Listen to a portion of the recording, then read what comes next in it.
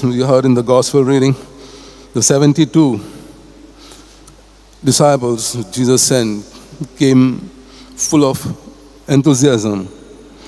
They had driven out demons. And that was actually not their mission.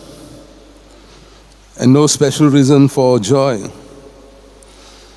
Not what a missionary drives out, but what he puts in its place is important.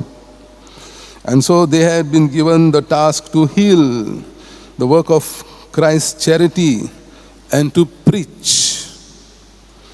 And there's not a word about driving out demons. And so the reason for joy in a disciple should be that God has been able to use him as an instrument of charity for filling the minds of people with the knowledge and love of God. And that by doing this, their names will be written in heaven. Verse 26 of the Gospel.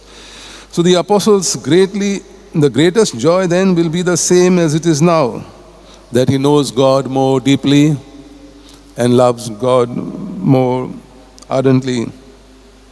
God is greater than what man can ever know of him. So in this we become little like Jesus, who knows the Father and loves him. So Saint Francis of Assisi, his name is written in heaven. He is called the little one, the Poverello. As I mentioned earlier, a rich man's son, a wealthy cloth merchant of Assisi. And he enjoyed his life as a 20-year-old, enjoying worldly pleasures, luxurious life.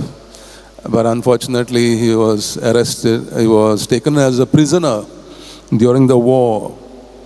He suffered for 1 year and then found the life he led before was meaningless. And then he came upon the name of Jesus, listened to Jesus, heard Jesus, and he said he will be like Christ.